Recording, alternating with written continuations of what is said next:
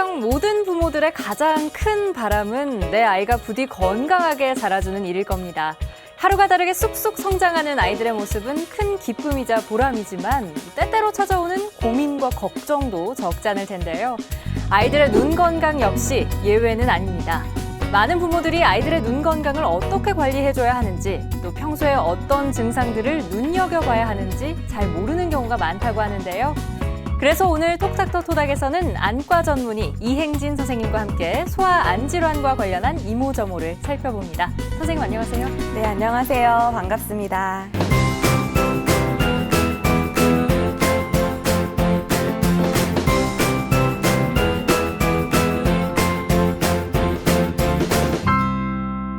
네, 본격적인 이야기로 들어가기 전에 이 분야를 좀 접해보지 않았던 제 입장에서는요. 아이들이 안과를 찾을 일이 그렇게 많을까? 또 시력검사 외에는 어떤 검사들이 있지? 이런 것들이 굉장히 궁금하거든요.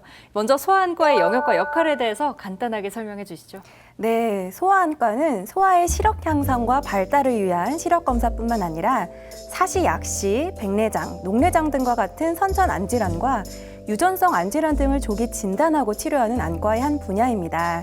소아에게 특화된 진단 검사와 기구로 전문적인 진단 치료를 해서 어린이들이 건강한 시력을 가질 수 있도록 도와주고 있습니다.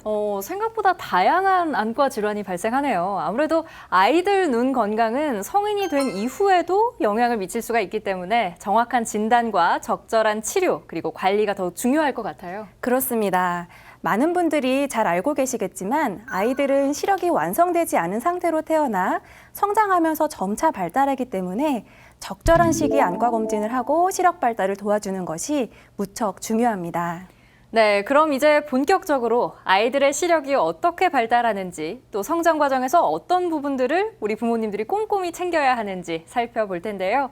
그에 앞서 궁금한 게 우리가 보통 갓난아이를 안게 되면 눈도 맞추고 또 얼굴을 막 가까이에 대고 재미있는 표정 지으면서 어르기도 하잖아요. 그런데 아까 선생님께서 아이들은 시력이 완성되지 않은 상태로 태어난다, 이렇게 말씀을 하셨어요. 그러면 이 눈을 맞추고 했던 행동들은 별 소용이 없는 건가요? 물론 정서적으로는 스킨십이 좋은 영향이 있습니다. 하지만 안과 전문의로서 출생 직후 신생아의 눈 상태를 말씀드리자면 일단 크기는 정상 성인의 눈과 비교해서 거의 3분의 1 크기로 미숙한 상태입니다. 그래서 가끔 부모님께서 아이가 본인 얼굴을 알아보는지 물어보시는데 신생아의 시력은 어른 혹은 유아와도 매우 다릅니다.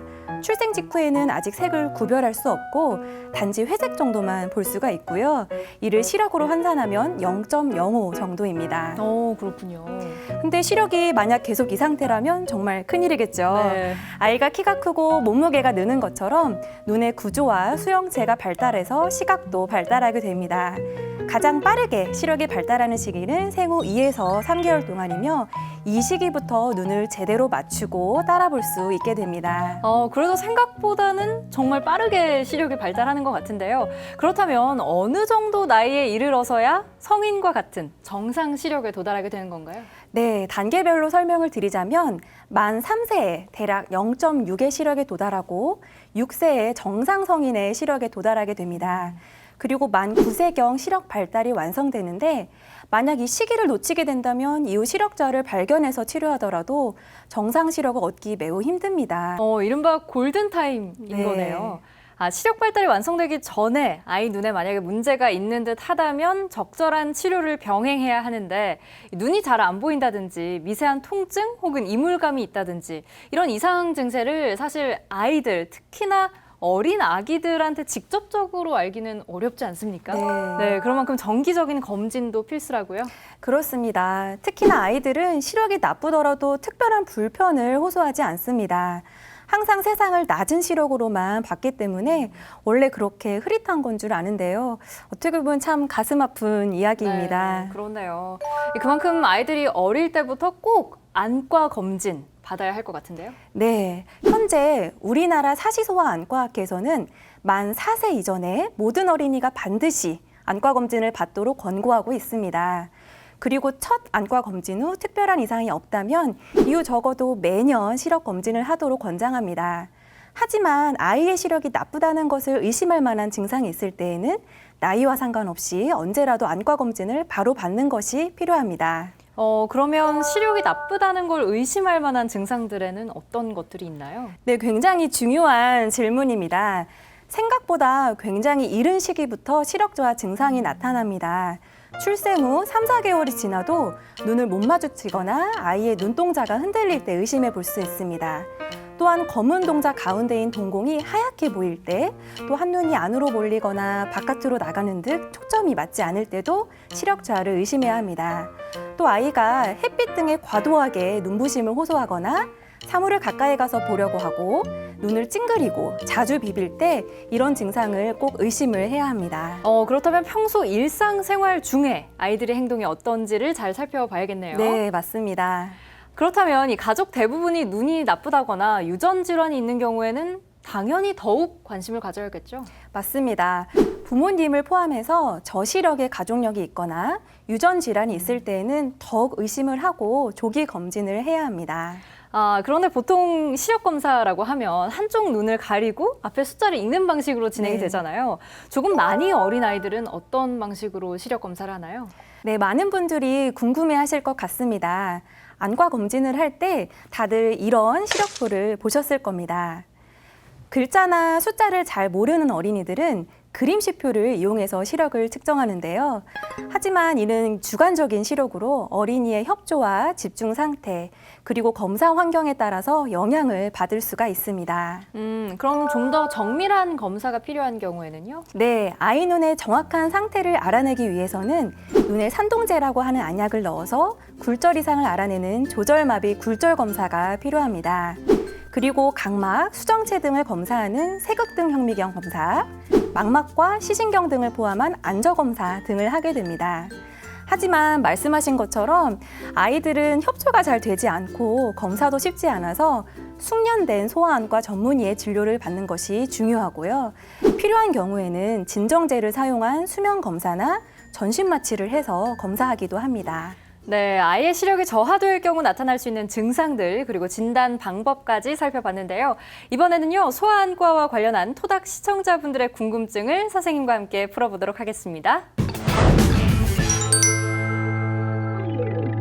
네, 첫 번째 궁금증입니다. 아이들에게도 근시와 난시 같은 굴절 이상이 많이 나타나나요? 만약 그렇다면 각각의 증상에 따라 어떤 치료 방법이 있을지 궁금합니다. 라고 해주셨는데요. 네, 굴절 이상은 가장 흔한 안과 질환으로 잘 아시다시피 근시, 원시, 난시 등이 있습니다. 사물을 보면 각막과 수정체를 통해 빛이 굴절되어 망막에 상이 맺히는데 정확히 망막에 딱 맺히는 상태가 안경을 끼지 않아도 되는 정시입니다. 그래서 이 정시가 아닌 사람은 모두 굴절 이상을 가지고 있다고 할 수 있는데 가장 흔한 경우가 근시입니다. 근시는 망막, 즉 상이 맺혀야 하는 필름면보다 앞쪽에 초점이 맺히게 되는 상태로 오목렌즈 안경을 착용해서 초점을 더 뒤로 이동시켜 깨끗한 상이 망막면에 맺도록 할 수가 있습니다. 네, 이거는 성인들에게도 많이들 나타나는 현상이죠. 이 앞쪽에 초점이 맞으니까 초점을 더욱 뒤로 이동시켜주면 되는 게 근시. 그렇다면 그 반대의 경우는 어떻게 하나요? 네, 그 반대의 경우는 원시입니다. 이 경우는 초점이 망막면보다 뒤쪽에 맺히기 때문에 볼록 렌즈 안경을 착용해서 초점을 앞으로 옮겨주어 깨끗한 상을 망막면에 맺게 할 수가 있습니다. 눈이 완전히 동그란 공 모양인 경우에는 360도에서 들어온 모든 빛이 같은 곳에 초점이 맺히므로 간단히 근시, 원시라고 이야기할 수가 있는데 만약에 눈이 럭비공처럼 타원형인 경우에는 가로로 들어온 빛은 망막 앞에, 세로로 들어온 빛은 망막면 뒤에 맺히는 등 같은 눈에서 들어온 빛임에도 불구하고 초점이 맺히는 위치가 각각 다른 경우가 있습니다. 이러한 경우를 난시라고 합니다. 그러면 이런 굴절 이상 외에 아이의 시력에 영향을 미치는 다른 요인들도 있나요? 네, 사시, 안구 기형, 녹내장과 백내장 등 다양한 요인들이 있습니다. 따라서 만약에 시력 저하의 원인이 선천백내장이나 녹내장 등과 같은 질환 때문이라면 먼저 수술이 필요합니다. 또 앞서 이야기한 굴절 이상 때문이라면 정확한 굴절 검사를 시행해서 안경 처방을 하게 됩니다. 그리고 만약에 두 눈이 시력 차이가 있는 경우를 저희가 약시라고 하는데요. 안경을 껴도 시력이 나오지 않는 그런 경우입니다. 그런 경우에는 좋은 눈을 가려서 안 좋은 눈을 발달시키는 가림 치료 등을 시도하기도 합니다. 하지만 가장 중요한 것은 우선 전문의와의 상담을 통해 아이 눈의 상태를 정확히 파악하고 적절한 치료를 진행해야 한다는 겁니다. 네, 걱정만 하지 마시고 정확한 검사와 상담을 통해서 아이 눈 상태에 맞는 적절한 치료를 진행하면 좋겠네요. 이번 궁금증은요, 앞에서 했던 얘기랑 연결이 되는 것 같은데요. 안경을 꼭 써야 하는지에 관한 질문입니다. 왜 안경을 써도 계속 눈이 나빠진다, 이런 우려들 사실 저도 들어봤거든요. 이거 사실인가요? 네, 사실 안경이 필요하다고 이야기를 드리면 이제 망설이는 부모님들이 참 많이 있습니다. 저도 마음이 좋지만은 않은데요. 하지만 안경은 물체의 상이 맺히는 망막에 선명한 상을 맺게 해서 시력이 잘 발달되도록 자극을 주는 중요한 치료입니다. 즉, 굴절 이상 자체를 없앨 수는 없지만 교정 시력이 잘 나오게 해주는 기구로서 시력 발달을 위해 꼭 필요한 겁니다. 또한 근시가 있다고 하면 성장이 지속되는 시기에는 안구 길이가 점점 길어지면서 근시 도수도 점점 증가하게 되는데요. 즉, 안경을 썼기 때문에 안경 도수가 계속 올라가는 것이 아니라 성장에 따른 자연스러운 변화임을 꼭 아셔야 합니다. 마지막으로 안구 성장이 일어나는 시기에는 적어도 6개월에 한 번씩은 정확한 시력 검사를 해서 아이에게 꼭 맞는 안경으로 바꿔주는 것이 중요합니다. 그런데 여기서 또 한 가지 제가 궁금한 점이 생기는데요. 왜 어린아이들이 안경을 처음 쓰게 되면 굉장히 불편하잖아요. 그래서 좀 썼다 벗었다 하고 싶을 것도 같은데 안경을 그렇게 썼다 벗었다 좀 반복해도 되는 건지 아니면 한번 안경을 쓰기 시작하면 계속 쓰고 있는 게 좋은지도 궁금합니다. 네, 원칙적으로는 안경을 계속 하루 종일 착용하고 있는 것이 가장 중요합니다. 하지만 안경을 썼다 벗었다고 하여서 아이의 시력 발달이 더디거나 문제가 생기지는 않는데요. 초반에 안경을 착용하는 경우에 운동을 하거나 노는 친구들은 안경이 번거로워서 자주 벗고 있는데 이런 경우에는 어머니께서 적응 시간을 가지게 해서 하루에 쓰는 시간을 조금씩 늘려주는 것이 좋겠습니다. 네, 안경에 대한 잘못된 속설 시원하게 해결이 된 것 같은데요. 이제 마지막 궁금증입니다.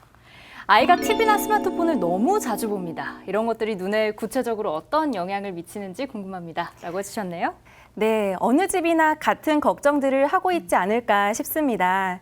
사실 부모님들이 걱정하시는 것처럼 TV나 스마트폰을 많이 본다고 해서 바로 영구적인 시력 저하가 초래되는 것은 아닙니다. 다만 30cm 이내 그리고 30분 이상의 장시간 근거리 작업이 근시의 발생 그리고 근시의 빠른 진행과 관련되어 있다는 연구 결과들이 있습니다. 또한 스마트폰을 오래 볼 경우 안구 건조증이나 눈의 피로감이 발생할 수 있습니다. 따라서 TV나 스마트폰을 보더라도 일정한 거리를 유지하는 것이 좋고 장시간 보는 것은 당연히 삼가는 것이 좋습니다. 네, 여러분 궁금증 많이 풀리셨나요? 지금까지 토닥에 물어봐였습니다. 부모님들이 숙지하고 있어야 할 소아 안 질환에 대해서 좀 더 이야기 나눠보면 어떨까 싶은데요. 요새는 어린 나이에 사시수술이나 교정받는 경우가 많다고요. 그렇습니다. 소아사시는 복합적인 원인으로 발생되는데 눈동자가 몰리는 방향에 따라서 내사시, 외사시, 상사시, 하사시로 구분할 수가 있습니다. 이를 방치할 경우 시력이 제대로 발달할 수 없기 때문에 수시로 아이의 눈을 관찰하고 교정과 수술 등 적극적인 치료가 필요합니다. 네, 계속해서 말씀드리고 있지만 아이들의 눈 건강은 부모의 적극적인 관심과 전문가의 정확한 검진이 중요하다는 점 다시 한번 깨닫게 됩니다. 우리가 흔히 안검내반이라고 알고 있는 덧눈꺼풀도 우리 생활에 불편을 줄 뿐 아니라 아이들의 시력 저하까지 초래하는 질환 중에 하나라고요. 네, 우리 눈 안에 눈썹 하나만 들어가도 통증과 이물감이 심하죠. 아주 잘 아는 고통입니다. 저도 방송 메이크업을 하다 보니까요. 눈썹이랄지 뭐 화장품이랄지 이런 것들이 눈 안에 들어가서 고생해본 경험이 참 많거든요. 네, 그래서 이 덧눈꺼풀은 속눈썹이 계속해서 눈을 찌르는 질환입니다. 그러니 당연히 통증이 따르고 각막과 결막에 상처를 주어서 시력 장애까지 초래할 수가 있습니다. 따라서 아이들이 눈부심을 자주 호소하고 눈을 자주 비빈다든지 눈물, 충혈 등의 증상을 호소하거나 부모님이 보시기에 눈썹이 눈을 찌르는 것 같다면 바로 병원을 찾는 것이 좋습니다. 이런 것들 역시 정확한 원인을 찾아서 수술 등의 적극적인 치료를 진행해야 합니다. 네, 오늘 정말 많은 이야기들을 나눠봤습니다. 마지막으로 강조하고 싶으신 점 있으신가요? 네, 몸이 1000냥이면 눈이 900냥이라고 합니다. 시력 발달은 아기가 태어나서 눈을 뜨는 순간부터 시작되어 성장하는 동안 쭉 일어나는데 이 시기를 놓치면 이후에 어떤 치료를 해서도 정상 시력을 얻을 수 없기 때문에 조기 검진과 적절한 치료가 중요합니다. 우리 어린이들이 건강한 시력을 가지려면 부모님의 관심과 소아안과 전문의의 정확한 검진이 필요하다는 것 꼭 명심해 주셨으면 합니다. 우리 아이들이 밝은 세상, 더 환하고 행복하게 누릴 수 있도록 가정에서부터 많은 관심 기울여야 할 것 같습니다. 오늘 알찬 이야기 들려주셔서 감사하고요. 계속해서 에너지나 선생님의 즐거운 줌바 소개하면서 저희는 여기서 먼저 인사드리겠습니다. 안녕!